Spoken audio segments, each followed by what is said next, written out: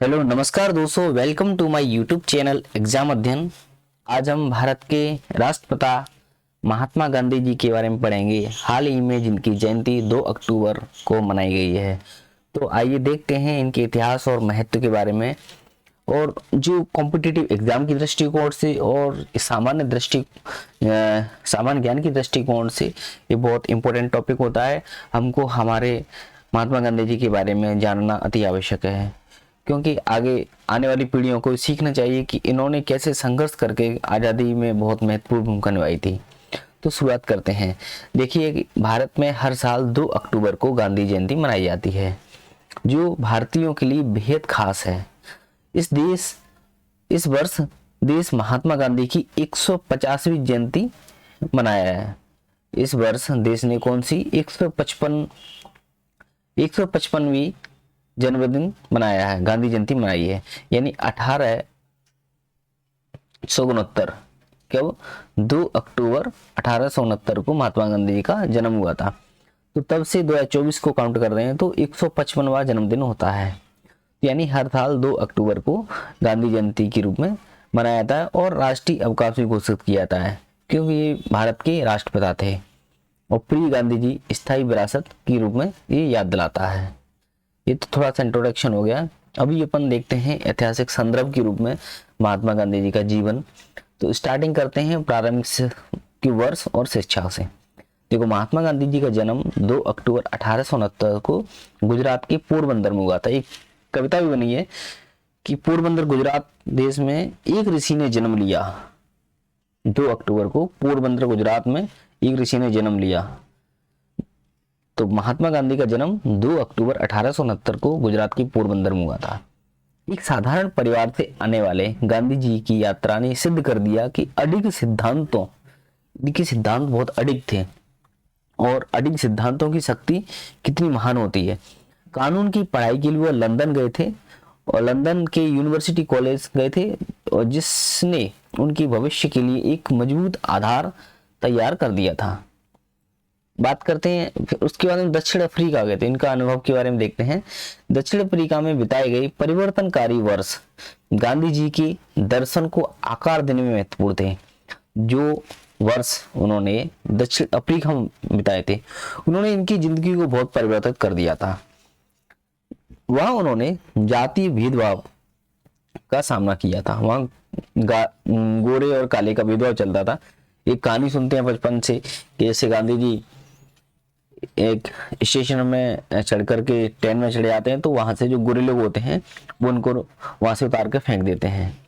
तो वहां उन्होंने जाति भेदभाव का सामना किया था। सत्याग्रह का क्रांतिकारी सिद्धांत विकसित किया था, जो सत्य और अहिंसात्मक प्रतिरोध पर आधारित होता है।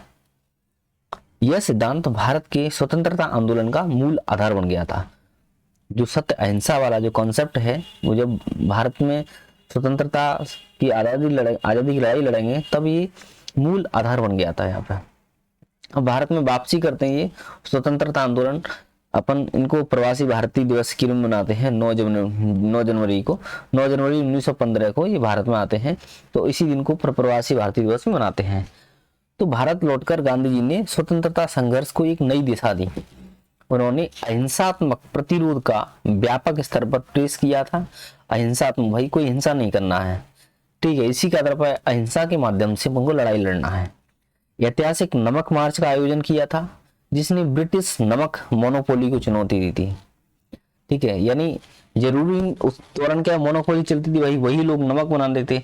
अब इन्होंने नमक बनाना शुरू कर दिया था। तो दांडी मार्च जो नमक मार्च का आयोजन करते हैं, तो उनकी मोनोपोली को चुनौती दी थी। असहमति आंदोलन, असहयोग आंदोलन शुरू किया था 1919 से, ठीक है, जिसमें भारतीयों को ब्रिटिश सामान और संस्थाओं का बहिष्कार करने के लिए प्रेरित किया था। कि भाई बोला गया कि ये ब्रिटिश का सामान है, उनकी संस्था, उन पर ना पढ़ना है ना उनसे कुछ खरीदना है। तो असहयोग आंदोलन, असहमति आंदोलन शुरू कर दिया था। उनकी विधियां अत्यधिक प्रभावी साबित होती हैं, जिससे लाखों भारतीय विभिन्न सामाजिक, आर्थिक और धार्मिक पृष्ठभूमियों से एकजुट होकर के स्वतंत्रता की ओर बढ़ने लगे थे। आखिरकार 15 अगस्त 1947 को भारत ने स्वतंत्रता प्राप्त की, जो मुख्यतः गांधी जी की नेतृत्व क्षमता और उनके अनुयायियों के सामूहिक प्रयासों का परिणाम था। तो इस टाइप से ये बातें हो जाती हैं। अब महत्व के बारे में देखते हैं। सबसे पहले राष्ट्रीय महत्व को देखते हैं। गांधी जी, जो गांधी जयंती मनाई जाती है, एक छुट्टी नहीं होती है, अतः ये एक राष्ट्रीय प्रतिबिंब और गांधीवादी सिद्धांतों के प्रति प्रतिबद्धता का दिन होता है। देखो, अक्सर क्या है कि छुट्टी का दिन होता है, लेकिन ये छुट्टी के रूप में नहीं मनाते हैं। इसका मतलब होता है कि एक राष्ट्रीय प्रतिबिंब और गांधीवादी सिद्धांतों के प्रति प्रतिबद्धता का दिन होता है। उस दिन अपन कसम खाते हैं, शपथ लेते हैं कि भाई अपन को अहिंसा सत्य के मार्ग पर चलना है, गांधी जी के द्वारा, है ना, बताया गया जो मार्ग, जैसे कि सत्य, हमेशा सत्य बोलना, अहिंसा का पालन करना है और शांति सौहार्द को बनाए रखना है। वैश्विक पहचान के बारे में बात करते हैं तो संयुक्त राष्ट्र ने गांधी जी की शिक्षाओं के सार्वभौमिक महत्व को मान्यता देते हुए 2 अक्टूबर को अंतर्राष्ट्रीय अहिंसा दिवस के रूप में घोषित किया गया है। यानी 2 अक्टूबर को गांधी जयंती के रूप में मनाते हैं और अंतर्राष्ट्रीय लेवल पर जो यूनाइटेड नेशन है, उन्होंने अंतर्राष्ट्रीय अहिंसा दिवस के रूप में घोषित किया है। यह वैश्विक अवलोकन को दर्शाता है कि गांधीवादी सिद्धांत आधुनिक संघर्षों और चुनौतियों को हल करने में कितने प्रासंगिक हैं। उत्सव और आयोजन के बारे में देखें। राष्ट्रीय जो समारोह है, गांधी जयंती समारोह का मुख्य केंद्र दिल्ली में राजघाट में, देखो राजघाट है महात्मा गांधी की समाधि स्थल है, ठीक है, तो जहां पर महात्मा गांधी का अंतिम संस्कार किया गया था।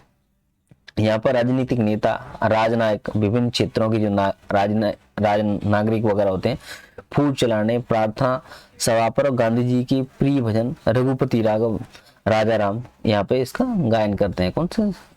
राजघाट। अब आते हैं शैक्षणिक संस्थानों के बारे में। भारत के स्कूल और कॉलेज इस दिन तो विशेष असेंबली, निबंध प्रतियोगिताएं और नाटकों के माध्यम से मनाते हैं, जिसमें गांधी जी के सिद्धांतों की चर्चा की जाती है।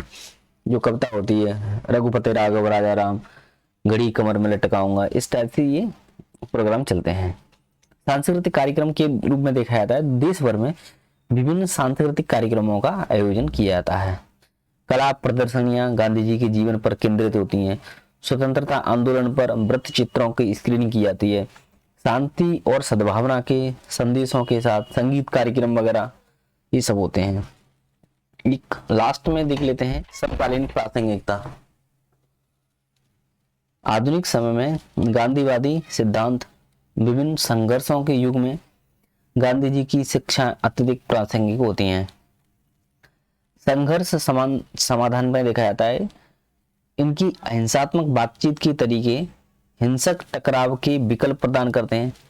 देखो आजकल जो एक दूसरे में हिंसक, ऐसे भारत चीन, भारत पाकिस्तान हिंसक होते जाते हैं, कुछ ऐसे जो मुद्दे होते हैं उन पे, तो संघर्ष समाधान के लिए अहिंसात्मक तरीका से बातचीत होती है, तो एक उनका जरिया हो सकता है वाला। पर्यावरण के प्रति जागरूकता, साधारण जीवन जीने की उनकी वकालत आधुनिक स्थिरता लक्ष्यों के साथ मेल खाती है।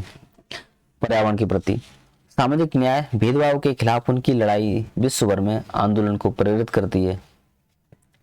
शैक्षणिक प्रभाव के बारे में देखा जाता है तो आधुनिक शिक्षा प्रणाली में गांधीवादी सिद्धांतों को शामिल किया गया है, ताकि सामाजिक न्याय पर समालोचनात्मक सोच को बढ़ावा दिया सके और शांतिपूर्ण समस्या समाधान के तरीकों को प्रोत्साहित किया जा सके। सामुदायिक सेवा और नागरिक जिम्मेदारी को बढ़ावा दिया सकते हैं। ठीक है, इस टाइप से हो जाता है। तो गांधी जयंती एक ऐसा अवसर है जो हमें गांधी जी के मूल्यों और सिद्धांतों को याद करने और अपनाने के लिए हमको प्रेरित करता है। तो इस टाइप से गांधी जी जयंती के महत्व और उनके जो संक्षिप्त में विवरण होता है, बहुत कुछ इस छोटे से वीडियो के माध्यम से मैंने इसमें बता दिया है। Thank you. जय हिंद, जय भारत।